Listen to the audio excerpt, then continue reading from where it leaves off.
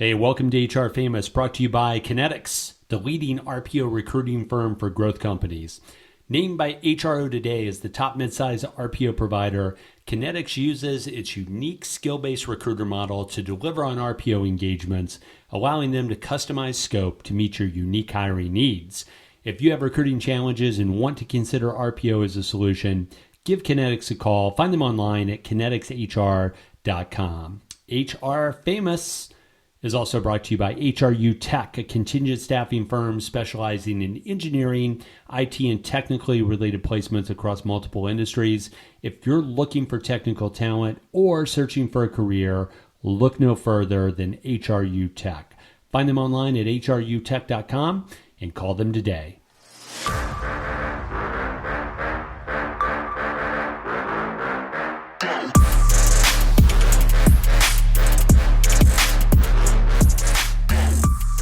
Hey, what's up, friends? You're listening to HR Famous. I'm Kris Dunn, CHRO at Kinetics. Do a couple of other things. We'll talk about that later. So it's our first episode of HR Famous, and let's get right to our esteemed panel. It's going to be joining me every week or so, talking about the issues that matter most to HR leaders and HR pros that really want to have an impact. Happy to be joined by Jessica Lee of Marriott Corporation. Jessica, are you there? Hey, y'all. And, just to clarify, you always say it, but it's Marriott International. But hello, nice to be here. So it's on already. And this is kind of how it goes with HR Famous. Like 99% of the world calls it Marriott. And I was trying to do like good deeds. No good deed goes unpunished. It's international. Like it's a global thing. So we'll do the broader intros in a second, but that just like says that I got to bring the third member of our panel in, a guy named Tim Sackett out of Michigan. I say Detroit. It's actually more like the general Lansing area, but that's in the Detroit metro. Tim, are you there? How are you? I'm doing great, KD. Good to be here. HR Famous. So excited for the first episode. Hey, and did you get that JLee already like stung me?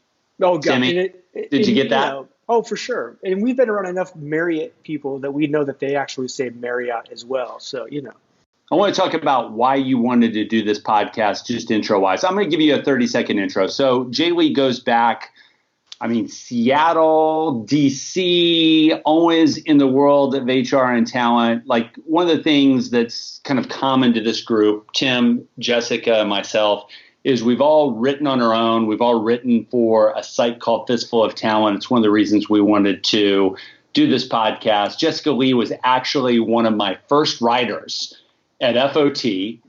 All the way back in 2008, 2009. She was also my first editor at FOT, did a bunch of speaking stuff, and then ultimately left for big corporate America where she's doing important things as, I think, the VP of brand talent at Marriott International.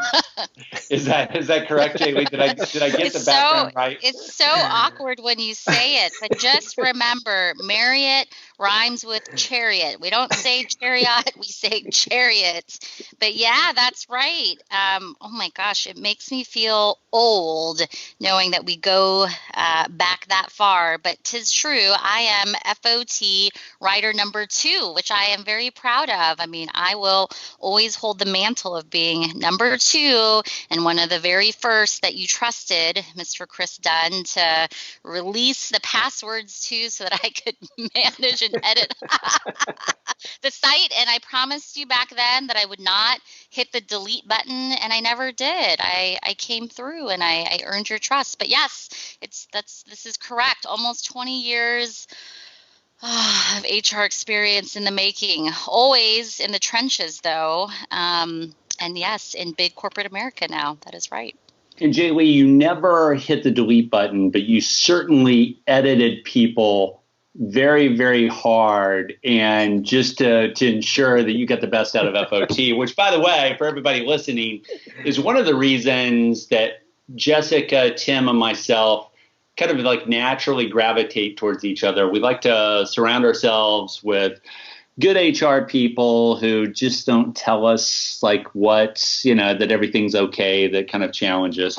JLee's already challenged me today. So it's awesome. It's awesome. Next up, Tim Sackett, Detroit metro area president, like chairman, whatever, of HRU Technical. Also, long HR career, Tim, correct me. Yeah. But you've got the Tim Sackett Project where you blog on your own. Jessica used to be FOT number 2. She always will be because we keep the badge numbers the same at FOT. Mm-hmm. But really, you've probably written more over the last 6 to 7 years of anyone at FOT, probably including myself, who, no big deal, I'm the founder, no big deal, humble brag, of FOT. You've probably written more than anybody else. You've got your own blog at the Tim Sackett Project. And then what's kind of interesting, like when we do this podcast for HR people that we want to help and that we want to have good conversations with, you also have this HR career at a couple of really unique places, Timmy. One being Shopko and the other being Applebee's. You've done kind of this HR stuff at some really American, I'm just going to say it, American HR places. By the way, I was just in my hometown in Memphis, Missouri, population 2,100, and Shopko brutally shut down. Oh yeah, their Shopko hometown location took a hit. So Tim, welcome to the pod.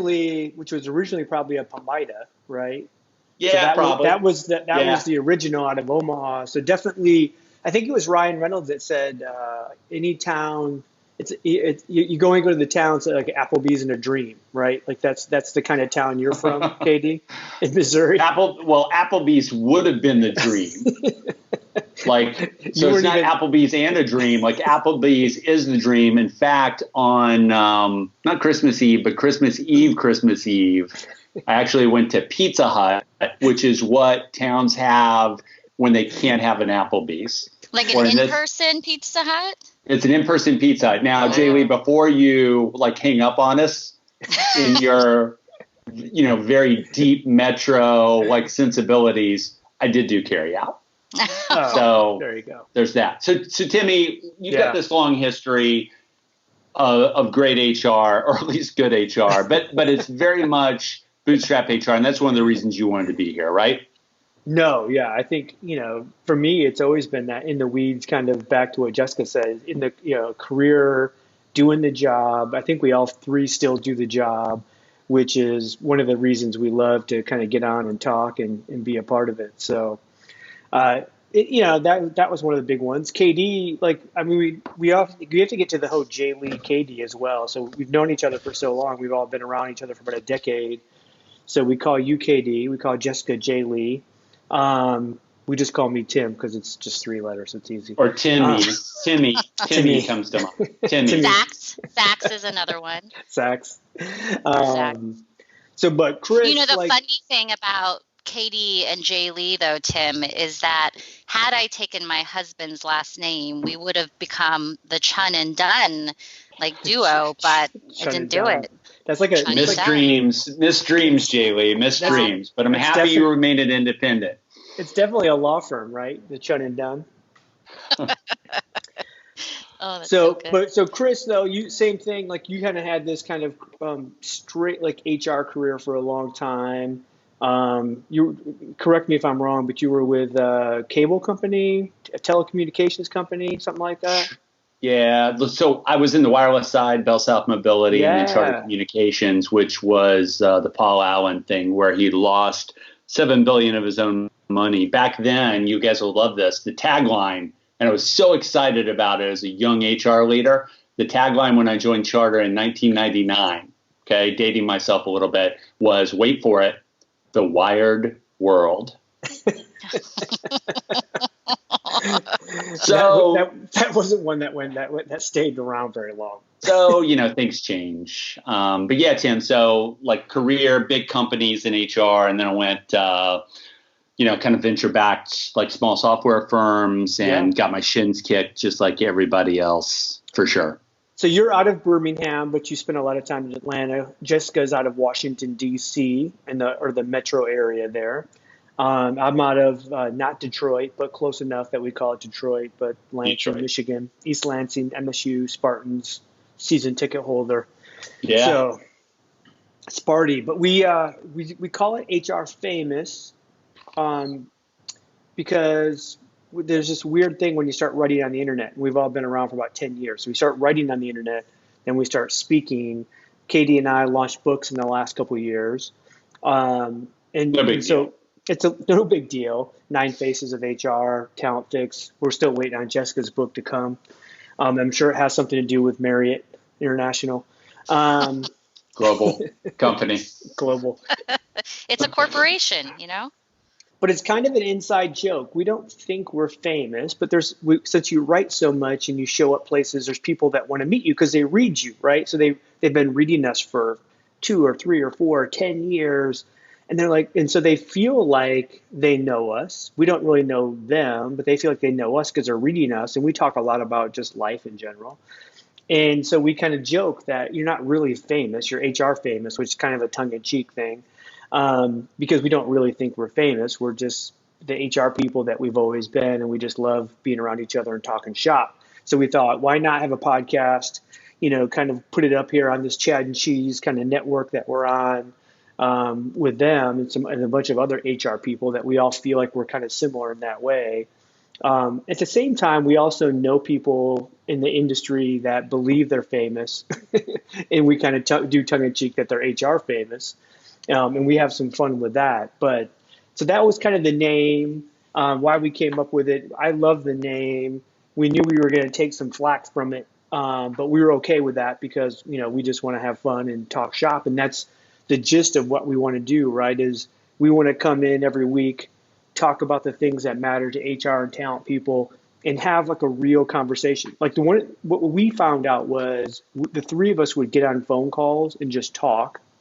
And that was like the most dynamic conversation we would have all week. And we thought other people would want to hear that conversation as well. So I'll open it back up to you guys in terms of what your ideas are coming into HR Famous and why you wanted to be a part of it. Yeah. So I think, Tim, your explanation's good. I think, that whole term HR famous, funny, everything you said is true. And I'll throw it to JLee with this. I think for me, anybody who affiliates with the conversation they hear with other strong opinionated HR people, we always have a point of view, and you're going to find this is kind of like the intro pod, but I think we're always going to have a point of view. And if you enjoy being around people who have a point of view where you have some overlap, but you're all different, then you too are HR famous. You don't have to speak at a conference. You don't have to blog. We're just looking to, further build out the community of HR people who get it. And that can mean a lot of different things. But if you get it and you agree with some of what we say, but you've got a different spin, then in all likelihood, we consider you also to be HR famous, even if you don't speak at, the Southwest Wisconsin SHRM luncheon, right? You have to get your start somewhere. Hello. Yeah, not that there's anything wrong with the Southwestern, Northeastern Wisconsin SHRM luncheon. No. You know what's embarrassing about HR famous though? My boss, who didn't know me during my HR famous days, he came up to me recently and was like, "Hey, I met someone who says they know you." I was like, "Oh, who?" And he was like, "Is this guy who's our neighbor?" And Barack Obama. Yeah, Barack Obama said he knows you. No, but his neighbor came up to him and was like, "Oh, you work in HR. Do you know she's a blogger? Her name is Jessica Lee." And he was like, "She's a blogger? She's on my team. What are you talking about?" And just goes to show you the fame never dies, actually. Not embarrassing. Quite fortunate to be in this position. So that my best HR famous story ever is so we're all married, and I've been married for 27-ish years. And no big deal. My wife always thinks it's a funny thing that I would go speak at a conference, whether it's a SHRM conference or a state conference or anywhere, right? And that anybody, male or female, would want to get their picture taken with me. But it happens pretty frequently that somebody wants to take a selfie. And so she just thinks that's like the Is craziest that thing someone ever. you? Huh? Someone who wants to take a selfie? That's you? Yeah. No, yeah. Well, I definitely take selfies with everybody, but but people definitely want to come up and and they want to go back and show the ladies at the office they got to meet, Tim Sackett. So that whole HR famous thing kind of started there with her, and then so I always joke and say that, no, there's like 13 HR ladies in the world that know me. And so we're going on vacation one time and we're going through Detroit Metro Airport. So if you've ever been through Detroit Metro Airport, it's giant. It's like a mile long, one straight shot runway. It has as much retail as Detroit metro area. Probably. Yeah, for sure. And so we're going down the moving like sidewalk thing, and all of a sudden a guy's coming the other way, and he's like, "Oh my God, are you Tim Sackett?" And my wife's like, "Oh shit, we're never gonna get Tim's head in the airplane after this." Oh my gosh. Speaking of conferences,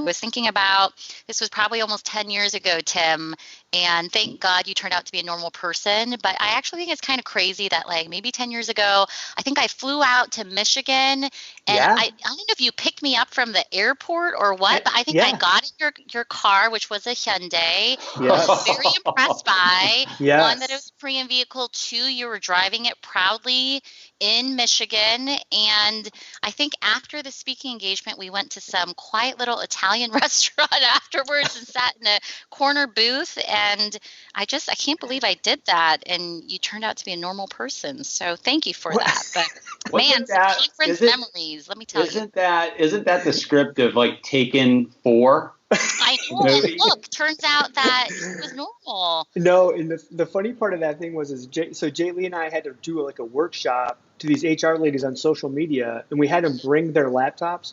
And it was supposed to be like a 4-hour workshop, and we spent 2 hours helping HR ladies turn on their laptops. That was really the gist of that entire. The social media workshop, right? Yes. How Yeah. do I connect to the Wi-Fi? So that's back when you were introducing people how to like create a Twitter account. Yes. Right? Yes. Oh yeah, you spent an entire time on Twitter. Yeah, LinkedIn was just coming out. That how to pimp your LinkedIn profile was a big part of that.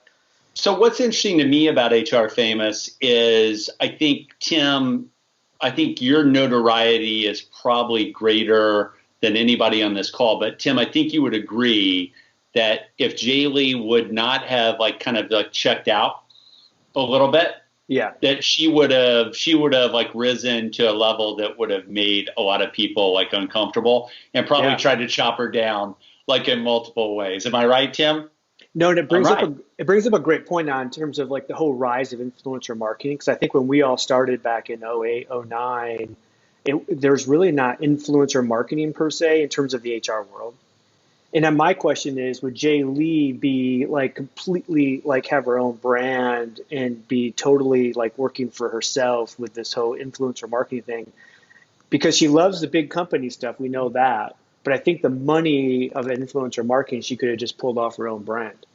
Well, I think for her, it's either like all or nothing is kind of what I've learned about JLee. So she would have had to have made the complete turn. Like we're doing this with video, by the way.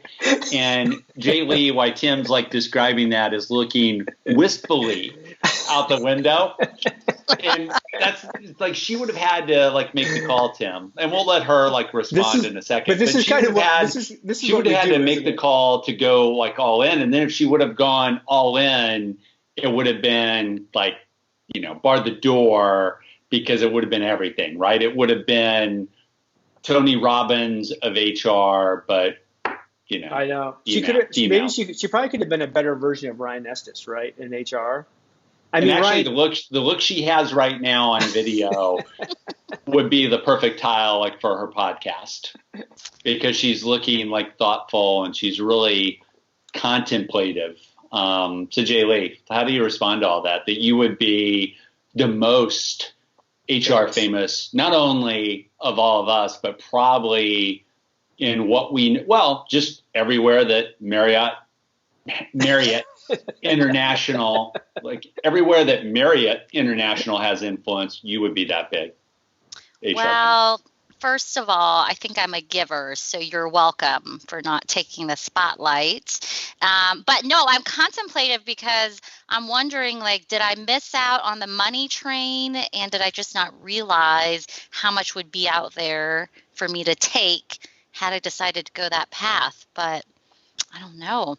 At the end of the day, I think you guys probably know this, but most people are surprised by it. I probably am too introverted for that life to be shaking hands, kissing babies, signing books at the SHRM conference with a line out the door. I mean, it would just drain me. I don't know if that's for me. But that's what we found, though. I think a lot of these influencer marketing folks, like the brands, like we have a good friend that she wrote on Fistful, is Jennifer McClure, she's a self-subscribed kind of introvert as well. And I think, that's the kind of the misnomer, right? Is you can be an introvert and still have this huge kind of brand out there from an influencer marketing standpoint, which I think is kind of unique from that standpoint. So JLee, I think you could have still, I think people need to connect more in the world and listen to other voices and all of that. And I think what's one of the reasons we wanted to do the pod and why we're out here. Hey, Tim, and when I think about just kind of this term HR famous, and I think about the people who we hope will listen to this podcast in the future, like it always comes back to point of view for me, like having an opinion and having a take on things, because I think certainly we're up to like almost 40 people who have written over the last 12 years at FOT and been contributors. And if you think about some of the people who no longer blog at FOT, Fistful of Talent. JLee is certainly number 2 there. She was my first editor. She certainly has a point of view. You talk to other alumni, or you talk about other alumni like Jennifer McClure, certainly have a point of view. And I think, like, if you connect that to what we want this podcast to do, we just want to encourage people that it's okay to have a point of view. And really, HR and the whole talent world becomes stronger when the people who lead that function have a point of view and put that point of view on the people they serve.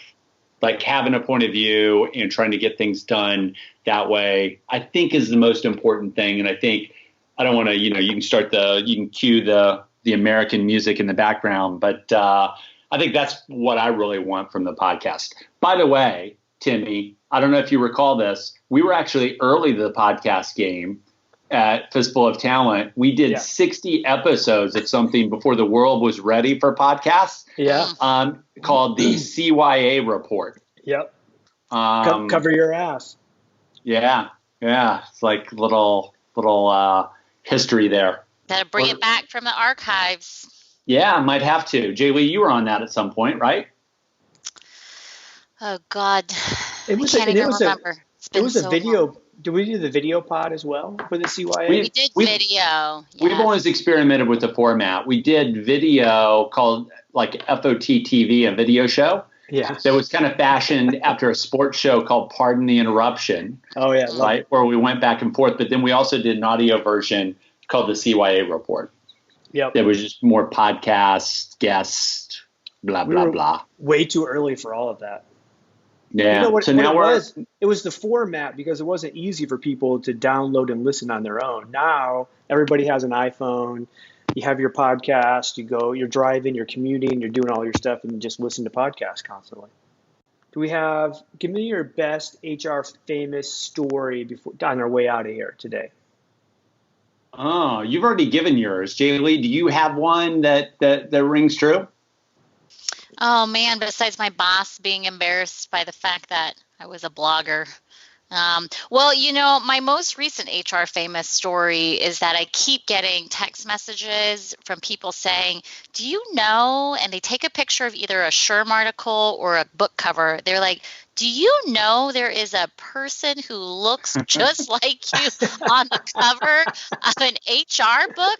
Are you okay with this? Do you know? And she even has a tattoo. It looks like you. And I laugh because who knew? I mean, I guess I'm HR famous. It's all come back to me. I think sales opportunity here. I got to jump in for the uninitiated. Jessica is on the cover of the 9 Faces of HR. Authored by a guy named Kris Dunn. Check it out. Available on Amazon. At Target, anywhere you buy books, yada, yada, yada. Okay, so my one of my best HR famous stories, Timmy, and then I'll let you close this up, was doing a show, and it was in Florida. I was at a conference, was speaking there, no big deal, like all of us have done. And I got, like, nobody uses hotel phones, right? Like, nobody uses hotel phones, and like I never have. Like, I'm surprised they're even there. I've actually stayed in a couple places where phones don't even like exist anymore. So I'm speaking like at 1, and like I'm doing some work in the hotel room, and I get a call, Tim and Jessica, like, the phone rings. I'm like, what is this, like housekeeping, whatever? And I pick up the phone, like, hello. Like, what's going on? And it was an attendee of the show who, reader, et cetera, et cetera. And this was like pretty early in the deal. This is probably like 2011, 2012. And it was like kind of a frantic like call on their end. They were trying to, hey, can I meet you after the thing? And I panicked because of like the type of voice it was. I panicked a little bit because I don't know this person. It's kind of like JLee's getting in a car with you and your Hyundai, like, and all that, going to Applebee's. And I panicked a little bit, and I hung up the phone, like, on her, like, just disconnected. Like, I could pull that off with like cell phone. No, I said, hey, this is Kris. Yeah. She asked, hey, is this Kris Dunn? And I was like, yeah, this is Kris. And then she started talking. And she went on for like a 2.5 minute like stretch, right? And it was frantic and it was urgent, and it like included some type of request like to get together. And we're like, we joke about being HR famous. We're not famous, and we don't get treated like that very often. And I just I listened to her. I was like, nope. I put it was actually like an older hotel. It actually had the 2 like prongs on the thing. And I actually like went click. Before we move on, I need to let you know about my friend Mark Pfeffer and his show, People Tech. If you're looking for the latest on product development, marketing, funding, big deals happening in talent acquisition, HR, HCM, that's the show you need to listen to. Go to the Work Defined Network, search up People Tech, Mark Pfeffer. You can find him anywhere. And so I hung up the phone. Like, it was just like a reaction that I had. And sure enough, like 30 seconds later, the phone rang again. And I just let it ring. And what I would tell you is nobody ever came up. Like, people came up to me after I spoke, but no, I didn't hear the voice. And nobody said, yeah, I'm the person who called you. Hey, I've stalked you. So that's a pretty good story. Hey, we're not really famous, and we're not famous that we're not prepared for when somebody kind of treats us in a stalker-like fashion. Hey, I have to tell another quick one. Yes. Do we have time, Tim? Yeah, do it. So the other quick HR famous story is at FOT, and sorry for anybody that this includes, but at Fistful of Talent, the year is 2008, and how I found my initial writers, which includes Jessica Lee, is I have another blog called The HR Capitalist. People should go out and check that out. I don't write daily, as Tim mentioned, but I try and get there as often as I can now. And good readership of the HR Capitalist back in 2008. So I put out a help wanted ad to basically say that I'm going to create this thing at Fistful of Talent. And if you're interested, if you like the HR Capitalist, let me know, blah, blah, blah. So Jessica can pipe in on this. I had like 40 people, 45 people who were reading the Capitalist say, I would love to be a part of Fistful of Talent. So this is back in 2008, early 2008, I think. And out of the 40 people who initially raised their hand, I said, well, a writing sample is necessary. Well, that cut out about half of it. I think I had 22 people write. I selected 8. And it's really more like a matter of voice, right? It's not, if I didn't select you, it's not that you're bad. It's like, we are snarky. and we try and be topical, et cetera, et cetera. And so here's the HR famous moment. So I did that. And in the following 3 years, I had 3 people come up to me at conferences and say, hey, Kris, I'm X. I'm Johnny, Tacklebox. I'm Johnny Tacklebox. And I'd say, hey, Johnny, great to meet you. And there'd be this pause. And they kind of look at me with a poker face.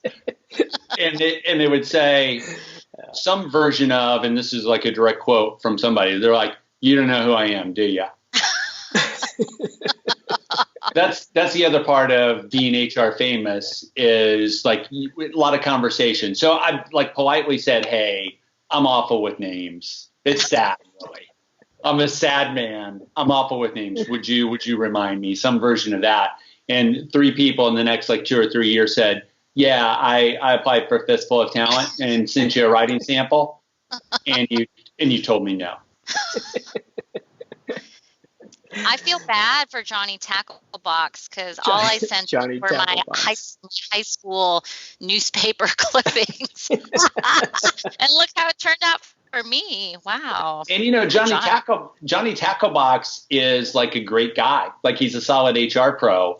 Like you have to write snarky, and certainly Jessica, you're capable of being snarky. And the other like quick story, we'll tell it another time, is like Tim, when he like originally, what was it, 2011, Tim? 2009, yeah. Well, so anyway, Tim and I met later after I brought those 8 in, and Tim gave me, and this is actually included in the foreword of his book, I write about this. He gave me 2 articles to consider. He gave me one on like really serious considerations for FMLA leave. And he gave me another one of where corporate logo gear goes to die. And it was like some kind of like missive about being in South Africa and seeing like Applebee's like gear that he donated. And, Tim tells the story better than I do, but it's like, I said, okay, never write about FMLA again.